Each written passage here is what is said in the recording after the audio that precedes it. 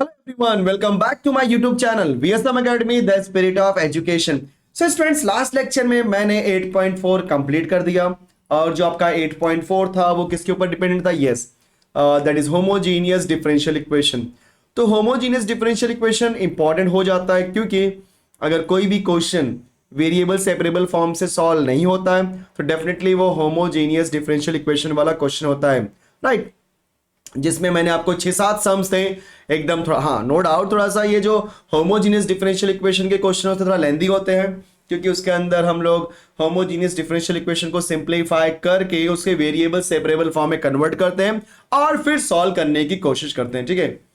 तो अगर कोई क्वेश्चन वेरिएबल सेपरेबल फॉर्म से नहीं हुआ तो किसके पास जाएंगे? जी हाँ, होमोजीनियस डिफरेंशियल इक्वेशन. लेकिन सवाल उठता है कि सर अगर कोई क्वेश्चन होमोजीनियस डिफरेंशियल इक्वेशन से सॉल्व नहीं हुआ तो क्या करना है? तो यस, उसका भी सॉल्यूशन है. तो बोलो उसका सॉल्यूशन क्या है? जी हाँ, that is called students linear differential equation. बोलो उसे हम लोग क्या बोलेंगे? Yes, linear differential equation. तो आज जो मैं सिखाने वाला हूं, बोलो क्या सिखाने वाला आपको? Linear differential equation.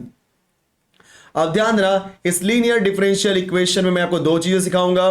ओके, दो तरीके से क्वेश्चन पूछे जाते हैं. तो जो कभी भी आपको डिफरेंशियल इक्वेशन का इक्वेशन दिया गया होगा, पहले चेक करो वो लीनियर डिफरेंशियल इक्वेशन है कि नहीं. अब बोलोगे सर कैसे मालूम पड़ेगा कि वो लीनियर डिफरेंशियल इक्वेशन है कि नहीं है? तो उसके लिए आपका जो इक्वेशन होना चाहिए वो कैसा होना चाहिए? dy/dx is plus plus py is equal to q. ठीक है, dy/dx plus py is equal to q, ऐसा होना चाहिए.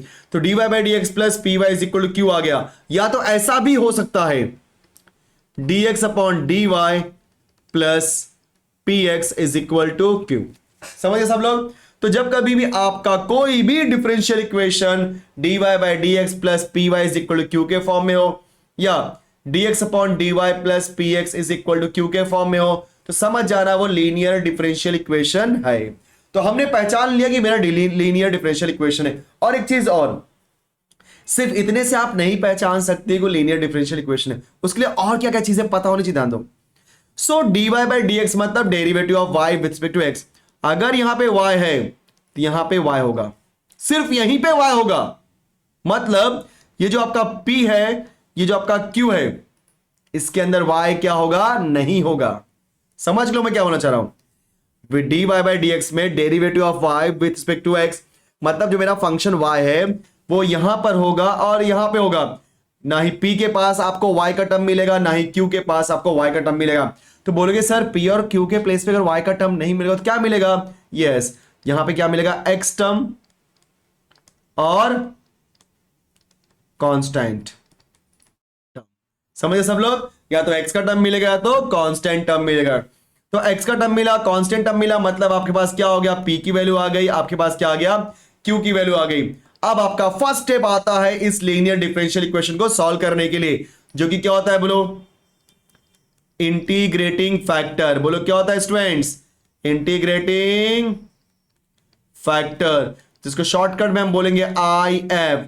सो इंटीग्रेटिंग फैक्टर निकालेंगे और इंटीग्रेटिंग फैक्टर क्या होता है? बोलो e raise to integration of p. किसका इंटीग्रेशन निकालेंगे? p का. p और q हमने ऊपर से निकाला ना. p और q ऐसे टर्म्स हैं जो कि या तो x वाले टर्म होंगे या तो कांस्टेंट टर्म होंगे, लेकिन वहां पे कहीं पर भी y नहीं मिलेगा. अगर y मिल रहा है मतलब वो मेरा pq नहीं है. प्लीज ध्यान देना, dy/dx में ये y है, राइट ना? ये बंदा y है तो ये y होगा, लेकिन जो p और q के प्लेस में होगा वो ऐसी वैल्यू होगी जो कि या तो x के टर्म की होगी या तो कांस्टेंट टर्म होगी, बट y का टर्म नहीं होगा वहां पे. ठीक है, यस. सो इंटीग्रेटिंग फैक्टर हमारा क्या निकलेगा? IF, that is integration of p with respect to x. बोलोगे सर आपने विथ रिस्पेक्ट टू x क्यों किया? क्योंकि क्वेश्चन में विथ रिस्पेक्ट टू x दिया, इसलिए विथ रिस्पेक्ट टू x. ठीक है, इतना होने के बाद अब हम क्या निकालेंगे? बोलो यस, जनरल सॉल्यूशन. सो बहुत ध्यान से तो सब लोग, general solution is, so formula क्या हो जाएगा? ध्यान देना, ये y था ना, इसलिए आप लिखोगे y इनटू इंटीग्रेटिंग फैक्टर. देखो ना यहाँ पे y था आपका, क्वेश्चन में डेरिवेटिव ऑफ y है ना, तो ये y into integrating factor is equal to integration of q into integrating factor with respect to x है, इसलिए with respect to x plus c. समझ लो मैं क्या बोल रहा हूं फिर से एक बार. ये y है, इसलिए मैंने यहां पे लिखा y, देखो हाईलाइट कर रहा हूं, into integrating factor, integration of q, देखो ये q जो दिया था, इंटू इंटीग्रेटिंग फैक्टर, फिर विथ रिस्पेक्ट टू x, क्यों, क्योंकि क्वेश्चन में विथ रिस्पेक्ट टू x है, प्लस सी। ठीक है, सो ये आपने फर्स्ट पार्ट कर लिया। यहां पे थोड़ा बाउंड्री डालता हूं सो दैट कंफ्यूजन हो। यस, अब आते हैं हम सेकेंड पार्ट के पास। तो सेकेंड पार्ट में बोलो क्या दिया है, dx divide by dy plus px is equal to q। So अगर यहां पे x है तो यहां पे क्या है x, मतलब ये जो p है और ये जो q है ये क्या होगा आपका y टर्म्स, बोलो क्या होगा y टर्म और कांस्टेंट टर्म। लेकिन इस p और q में x नहीं मिलेगा, जैसे वहां पे y था तो p और q में x मिला, सिर्फ y नहीं मिला, वैसे ही यहां पे x वाला ऊपर है, राइट, तो उसके हिसाब से p और q में सिर्फ y का टर्म मिलेगा, तो कांस्टेंट टर्म मिलेगा, लेकिन x का टर्म नहीं मिलेगा। तो अब यहां पे हमारे पास क्या मिल जाएगा, p q की वैल्यू, सब हम क्या निकालेंगे, yes integrating factor. So integrating factor बोलो क्या हो जाएगा students, e raise to integration of p, वहां पे था विथ रिस्पेक्ट टू x तो हमने किया विथ रिस्पेक्ट टू x, यहां पे है विथ रिस्पेक्ट टू y तो हम क्या लिखेंगे with respect to y, that is what dy। Clear, perfect. Now अभी हम क्या लिखेंगे, बोलो general solution. So general solution बोलो क्या होगा, वहां पे आपका y था, देखो मैं हाईलाइट कर रहा हूं, तो आपने y इंटू लिखा था, यहां पे x है तो क्या लिखोगे x into what integrating factor is equal to integration of q into, ये q है टू नहीं है, integrating factor with respect to y plus c। Perfect, yes. So ये हो गया हमारा integrating factor then general solution. I hope कि आपको पूरा कॉन्सेप्ट समझ में आ गया होगा। So dy by D X, question के अंदर आपको समझना है कि dy बाई डी एक्स वाला क्वेश्चन है कि dx अपॉन dy, क्योंकि अगर आपने जज नहीं कर पाए तो वहां पे आप सॉल्व नहीं कर पाओगे, इसलिए लीनियर इक्वेशन डिफरेंशियल इक्वेशन को पहचानना सबसे इंपॉर्टेंट पार्ट है। ठीक है, चलो अब मैं आपको अलग अलग क्वेश्चन करवाता हूं सो दैट कि आपको और अच्छे समझे कि हाँ एग्जैक्टली क्या क्वेश्चन आते हैं और कैसे आते हैं। सो ये रहा हमारा 8.5 का फर्स्ट क्वेश्चन, और क्या दिया यहां पे सॉल्यूशन में, solve the following differential equation, जहां पे मुझे दिया है dy by D x is equal, sorry is equal लिख दिया मैंने, so dy by D x plus y is equal to e raise to minus x. तो dy by D x plus y is equal to e raise to minus x लिखने के बाद अब हम पहचानने की कोशिश करते हैं एग्जैक्टली क्या है। सो रूल के हिसाब से अगर यहां पे y है तो यहां पे y होना चाहिए था, यस। अब उसके बाजू में कोई नंबर नहीं है, कंफ्यूज होने की थोड़ी भी जरूरत नहीं है। उसके बाद आपको पता है y के बाजू में क्या होता है p, अब आपको पता है कि y के बाजू में अगर कोई नंबर नहीं है तो क्या होगा 1, मतलब p की वैल्यू क्या होगी 1। परफेक्ट, सो चाहिए तो आप लिख दो यहां पे comparing with dy by D x plus P Y is equal to Q.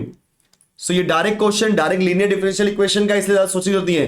p की वैल्यू हो जाएगी 1 क्योंकि y के बाजू में यहां पे कोई नंबर नहीं, मतलब 1 है, और q की वैल्यू है e raise to minus x। इसका मतलब ये होता है स्टूडेंट्स कि यहां पे q में भी आपको y नहीं मिला, क्योंकि अगर ये y वाला बंदा है, ठीक है, सो आपको पता है कि y के बाजू में क्या होना चाहिए, p होना चाहिए, और इक्वल टू के बाद में क्या होना चाहिए, q होना चाहिए, और p और q की वैल्यू हमेशा क्या होना चाहिए, राइट ना, x का टर्म होना चाहिए या तो कांस्टेंट टर्म, मतलब y नहीं होना चाहिए। मैं यहाँ पे क्या दिख रहा हूँ, p और q की जो वैल्यू आई या तो कांस्टेंट आ रही है या तो x का टर्म, y आ रहा है क्या, नहीं आ रहा है, मतलब बात खत्म। देखा आपने कितना आसान हो गया, यस। अब हम लोग क्या निकालेंगे सबसे पहले, देखो बहुत आसान, मैं आपको सही बोलूं ना, लीनियर डिफरेंशियल इक्वेशन पहचानने में टाइम लगता है लेकिन सबसे आसान है तीनों मेथड में। सो इंटीग्रेटिंग फैक्टर बोलो e raise to integration of p with respect to x। So e raise to integration of p की वैल्यू क्या है 1 with respect to x। So e raise to 1 का इंटीग्रेशन क्या होता है with respect to x, x plus c मत लिखो, plus c नहीं, बस x लिखो, बस इतना सही है। अब क्या लिखेंगे हम लोग, जनरल सॉल्यूशन, फॉर्मूला याद होना चाहिए सबको, इज बोलो क्या हो जाएगा, y into integrating factor is equal to integration of q into integrating factor with respect to x plus c। हमने y कॉपी किया, बोलो ef की वैल्यू, मतलब जैसे if इंटीग्रेटिंग फैक्टर की वैल्यू हमने क्या निकाली हुई है, देखो यहाँ पे yes हमने निकाली हुई है e raise to x। Integration of q, बोलो q की वैल्यू यहाँ पे क्या, e raise to minus x, तो e raise to minus x into if e raise to x, तो e raise to x। With respect to X plus C. चलो यहाँ पे सॉल्व करता हूं मैं ऊपर की तरफ। सो बोलो क्या मिलेगा, therefore y into e raise to x हमने कॉपी कर दिया, that is equal to what, integration of e raise to minus x e raise to plus x. दोनों का बेस सेम है तो पावर ऐड हो जाएंगे, तो minus x plus x 0 with respect to x plus c. So therefore y into e raised to x, right, anything raised to 0 1 होता है plus c। अब 1 का integration with respect to x करोगे तो आपका आंसर आएगा x, फिर plus c as it is. So this is my final answer. देखा, तो इस क्वेश्चन में बहुत आसानी से हमने पहचान लिया कि क्वेश्चन क्या था और p और q की y क्या वैल्यू थी। ठीक है, अगला क्वेश्चन देखते हैं। ये भी डायरेक्ट क्वेश्चन है, dy by dx। देखो ना, पी वाई, तो पी की वैल्यू नहीं दी मतलब 1 है, is equal to q, q की वैल्यू 3 है, तो पी और क्यू की वैल्यू क्या आ रही है, एक बार 1 और एक आ रही है 3। वाई आ रहा है क्या, नहीं, मतलब ये प्रॉपर क्वेश्चन बन गया। तो सॉल्यूशन के अंदर हम लोग लिखेंगे since d y by d x plus y is equal to 3। So बोलो हम लोग क्या बोलेंगे, कंपेयरिंग विथ क्या होता है बोलो, dy by D x plus P Y is equal to Q. So जब आप कंपेयर करोगे, यहां पे p है, सॉरी y है, y के बाजू में कोई नंबर नहीं है, कोई नंबर नहीं मतलब 1। सो यहां पे p की वैल्यू क्या हो जाएगी 1, एंड q की वैल्यू यहां पे है, और यहां पे q की वैल्यू क्या हो रही है 3, इक्वल के बाद q है ना, सो q की वैल्यू क्या हो जाएगी 3। तो ये दोनों क्वेश्चन में बहुत आसानी से दे दिया था वैल्यूज। सो अब हम निकालेंगे I F, that is integrating factor. बोलो क्या हो जाएगा, e raise to integration of p with respect to x, e raise to integration of p की वैल्यू क्या है 1, तो 1 का हो जाएगा राइट, और 1 का integration with respect to x क्या होता है, x होता है। So e raise to x, बस प्लस c नहीं लिखना है गलती से भी। अब हम लोग क्या निकालेंगे, बोलो यहाँ पे जनरल सोल्यूशन। सो हम लोग क्या लिखेंगे, जनरल सोल्यूशन इज, बोलो क्या हो जाएगा, y into integrating factor is equal to integration of q into integrating factor with respect to x plus c। सो यहां पे y की वैल्यू कुछ नहीं होगी, आई एफ की वैल्यू है e raise to x, integration of q, q की वैल्यू है 3 इंटू आई एफ की वैल्यू है e raise to x with respect to x plus c। ये तो बहुत आसान हो गया है, तो यहीं पे खत्म हो गया छोटा सा क्वेश्चन, राइट। चलो, so y into e raise to x is equal to, ये 3 बाहर निकाला, इंटीग्रेशन ऑफ बोलो क्या मुझे मिलेगा, e raise to x then dx plus c। आप सभी को पता है एक्सपोनेंशियल का इंटीग्रेशन क्या होता है, एक्सपोनेंशियल, तो e रेज टू x का इंटीग्रेशन क्या हो जाएगा, e रेज टू x, तो y into raise to x 3 times of e raise to x plus c। और सिंप्लीफाई कर सकते हो क्या, कोई जरूरत नहीं। सो ये हो गया मेरा फाइनल आंसर। ये क्वेश्चन तो और आसान निकल गया बच्चों, यस परफेक्ट। चलो मूव करते हैं अगले क्वेश्चन पे, फिर टाइम वेस्ट नहीं करेंगे। अरे रहा मस्त क्वेश्चन आया। चलो, सो क्वेश्चन क्या दे दिया हमें, सॉल्यूशन। सो क्वेश्चन में ये दिया एग्जैक्टली कि हमारे पास जो क्वेश्चन दिया गया है x इंटू, अभी तक डायरेक्टली अकेला dy बाई डी एक्स दिया था, okay, plus 2y is equal to x square into log x, right ना। सो अभी तक हमारे पास dy बाई डी एक्स अकेला दिया गया था, यहाँ पे अभी dy बाई डी एक्स के बाद कोई नंबर आ गया तो कोई बात नहीं, क्या नंबर है मतलब x है, तो पहले हम dy बाई डी एक्स को अकेला करते हैं, क्योंकि रूल के हिसाब से dy by D x plus P Y is equal to q होना चाहिए, मतलब dy बाई डी एक्स के बाद कोई नंबर होना ही नहीं चाहिए, मतलब x को हटाना है। अब x को हटाना है तो डिवाइड बाय x कर देते हैं, yes. So divide by x, तो बोलो क्या हो जाएगा, अब d, ये पहले वाले पार्ट में x से डिवाइड करेंगे तो क्या आएगा, dy बाई डी एक्स आ जाएगा, प्लस यहाँ पे बोलो क्या हो जाएगा 2y अपॉन x, और यहाँ पे डिवाइड किया तो एक x गया तो क्या बचेगा x इंटू लॉग x। इसको और अच्छे से कर लेते हैं, dy by D x plus इसको 2 अपॉन एक्स लिख करके इंटू वाई लिख ही सकता हूं मैं। अब बोलोगे सर ऐसा आपने क्यों किया, क्योंकि भाई अगर ये y है तो यहां पे y होना चाहिए, उसके बाजू वाला p जिसमें y नहीं होना चाहिए, यस नहीं है क्योंकि 2 अपॉन x है, is equal to x log x। और q का रोल यहां पे कौन प्ले कर रहा है, जी हां, तो यहां पे p का रोल प्ले कर रहा है 2 अपॉन x, और q का रोल कौन प्ले कर रहा है, x log x। सो P और Q में क्वेश्चन के अंदर ध्यान से देखोगे तो P और Q ऐसे बंद हैं जिसके अंदर Y नहीं है, सिर्फ X है। अगर सिर्फ X है तो अब मैं क्या करूंगा, कंपेयरिंग, बोलो क्या करूंगा, कंपेयरिंग। तो फटाफट चलो कंपेयर करते हैं, बोलो क्या हो जाएगा, कंपेयरिंग विद, क्योंकि कंपेयर करने से हमें मालूम पड़ जाता है कौन सी वैल्यू P की है कौन सी वैल्यू Q की है, राइट ना। हाँ, सो बोलो क्या हो जाएगा, dy by D x plus p into Y is equal to Q. So बोलो बच्चा लोग, बोलो p की वैल्यू यहां पे क्या है? Yes, it is 2/x and q की वैल्यू क्या है? बोलो यहां पे x log x. Now in the next step what we are going to calculate? Yes, we are going to calculate the value of if, that is what? Integrating factor. So if, that is integrating factor, it is what? Integration, e raised to integration of p with respect to x. So e raised to integration of p की value यहां पे क्या है? 2/x. ले, very nice. So that is equal to e raised to integration में 2 बाहर निकाल दिया, 1/x with respect to x. So बोलो क्या हो जाएगा? e raised to 2 as it is 1/x का इंटीग्रेशन, जी हाँ, log x.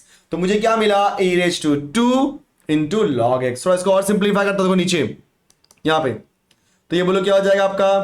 e raised to log के रूल के हिसाब से हमने 2 को भैया भेज दिया x के पावर में, तो क्या हो जाएगा? log of x square.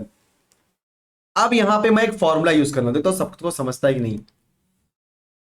X square. अब बोलोगे सर क्या कर दिया आपने? तो सुनो, a raised to x, sorry, a raised to log of x to the base a की वैल्यू हमेशा होती है x. समझने की बात है कि अगर बेस और लॉग का बेस दोनों सेम हो जाए तो दोनों हट जाते हैं, क्या बचता है? सिर्फ वैल्यू, दैट इज x बचता है.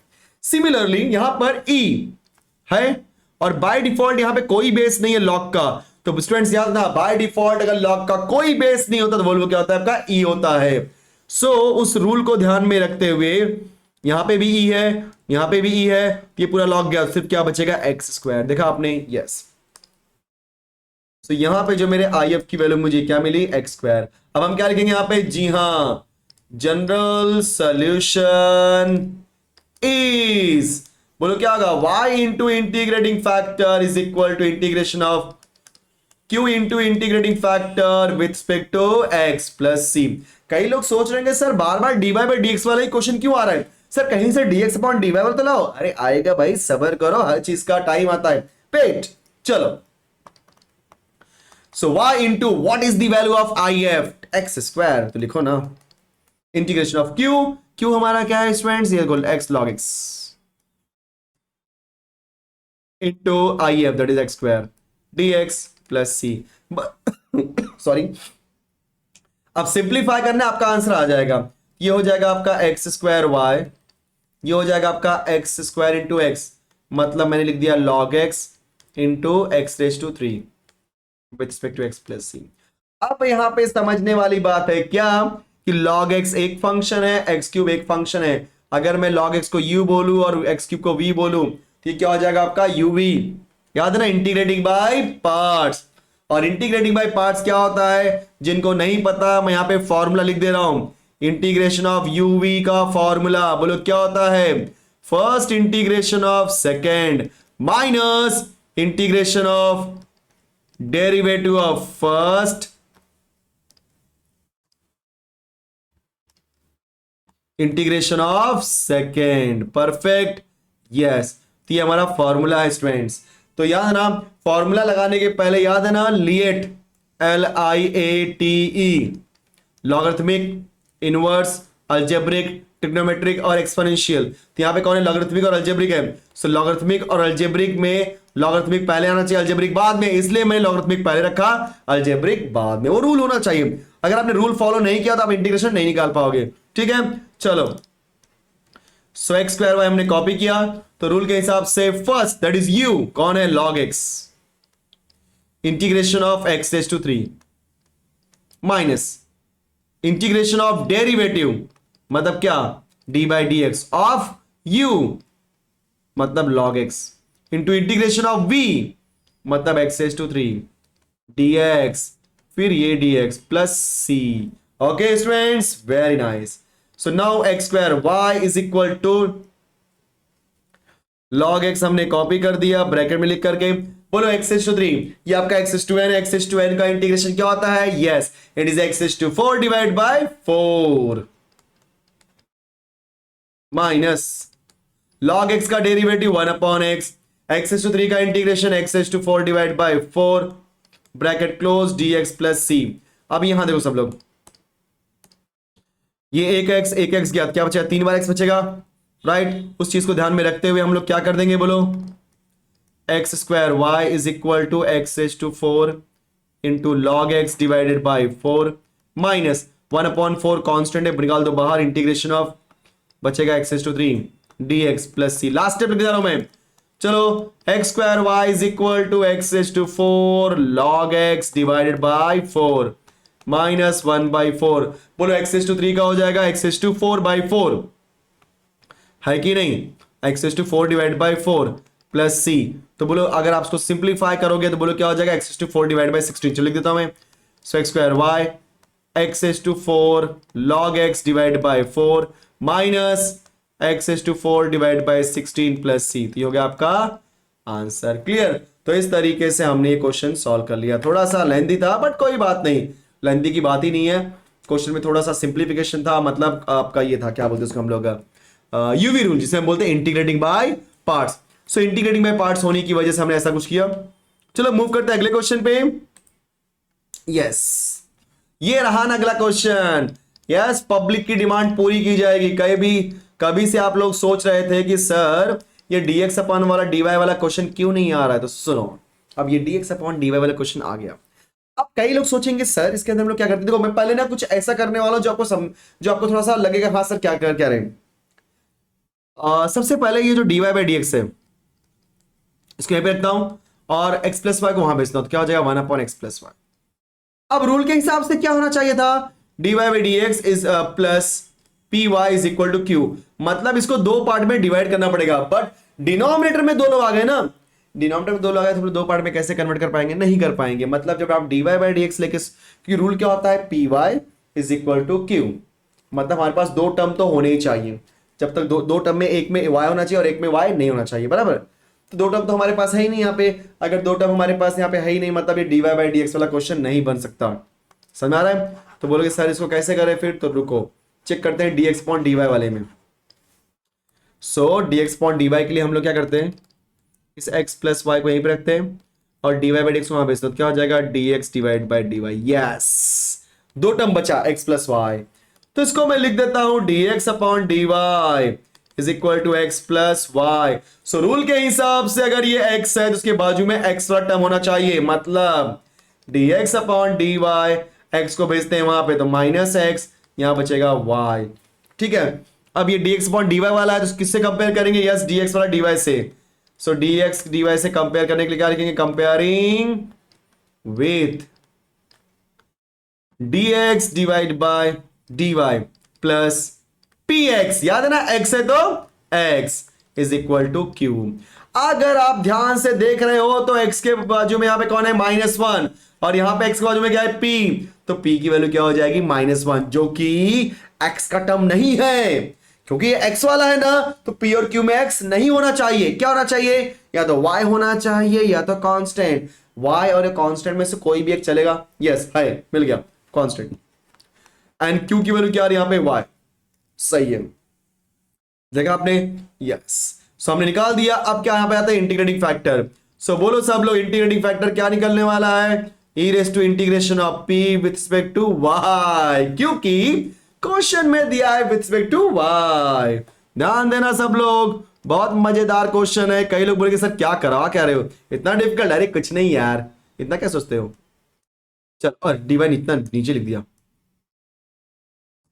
देखो आपके लेवल का क्वेश्चन है, थोड़ा बहुत तो ट्रिकी होना चाहिए ना, तो मजा नहीं आएगा पढ़ाने का। e रेज टू -1 ऐसे कॉपी किया मैंने, और 1 का इंटीग्रेशन होता है x। सो आई एफ मिल गया। अब क्या लिखेंगे हम लोग, जनरल सॉल्यूशन इज, बोलो क्या हो जाएगा, x इंटू इंटीग्रेटिंग फैक्टर, वहां पे था y वाला इसलिए y इंटू, यहां पे x वाला है ना, क्योंकि dx अपॉन dy में x वाला है, तो x into is equal to integration of q into integrating factor with respect to y plus c। चलो अगर वैल्यू पुट करते हैं, चलो बच्चों, x इंटू आई एफ की वैल्यू है e raise to minus x is equal to q की value यहां पे क्या है, y दिया है, लिख दिया मैंने y into E raise to minus x integration dy plus c। लो हो गया, यहां पे भी हमारा यूवी रूल हो गया। अलजेब्रिक और एक्सपोनेंशियल। अब आपको पता है अलजेब्रिक और एक्सपोनेंशियल में क्या होता है, अलजेब्रिक पहले और एक्सपोनेंशियल बाद में आता है ना, लिएट LIATE, ए पहले आता है, ई बाद में आता है, मतलब अलजेब्रिक पहले आता है, एक्सपोनेंशियल बाद में आता है।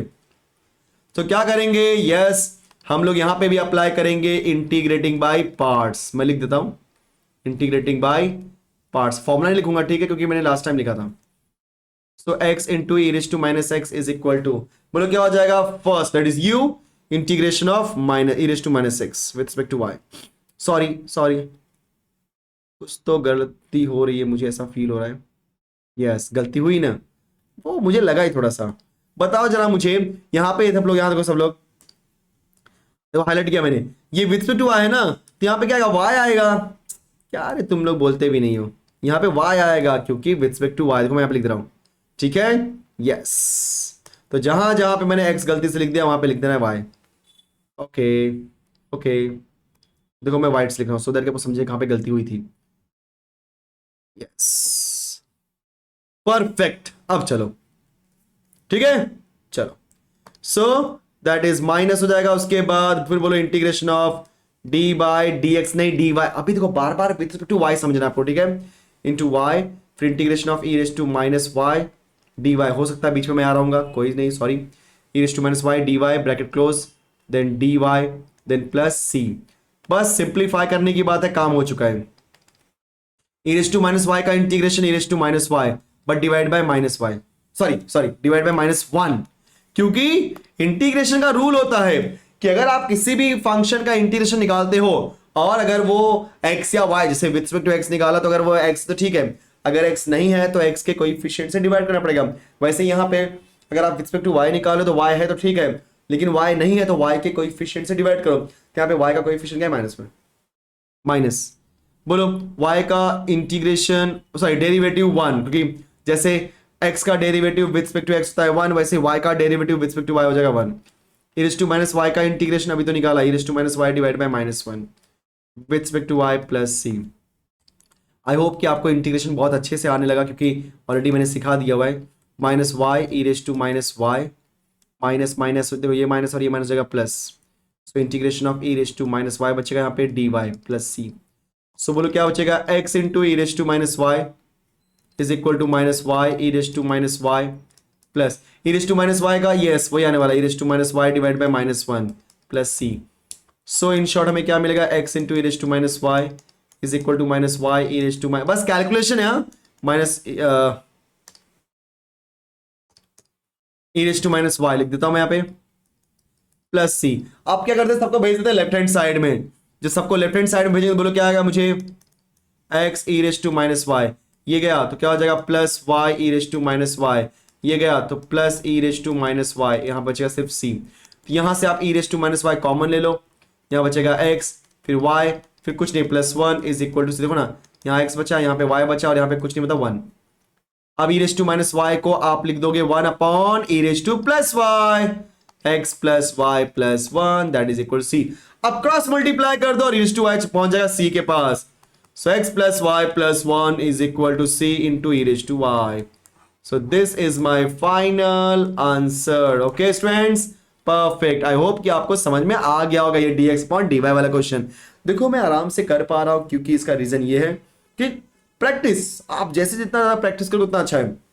जो लोग रोनाल्डो के फैन हो गए, रोनाल्डो खुद बोलता है कि practice makes perfect, right. So practice जो होती है वो आपको परफेक्ट बनाती है, तो आप प्रैक्टिस करो और परफेक्ट बनो। जितना ज्यादा प्रैक्टिस करोगे उतना ज्यादा परफेक्ट बनोगे। लेकिन हाँ अगर आप सोचो कि हाँ हमसे बड़ा कोई नहीं है, आप और कॉन्फिडेंस में आओगे तो नहीं कर पाओगे, ठीक है। चलो सो इतना होने के बाद अब जो रिमेनिंग क्वेश्चन है 3 क्वेश्चन और बचे हुए हैं, सो ये 3 क्वेश्चन मैं आपको नेक्स्ट लेक्चर में सिखाऊंगा एंड ये 4 के 4 क्वेश्चन बहुत अच्छे से प्रैक्टिस करो। मैं नहीं चाहता कि थोड़ा भी आपको प्रेशर आए, लेकिन इसको आप अच्छे से प्रैक्टिस करो, ठीक है स्टूडेंट्स। तो मिलते हैं नेक्स्ट लेक्चर में, तब तक फटाफट वीडियो को लाइक करो, अपने दोस्तों में शेयर करो एंड अगर अभी तक आपने सब्सक्राइब नहीं किया तो फटाफट सब्सक्राइब करो। Thank you so much for watching this video, मिलते हैं नेक्स्ट वीडियो में, बाय बाय स्टूडेंट्स।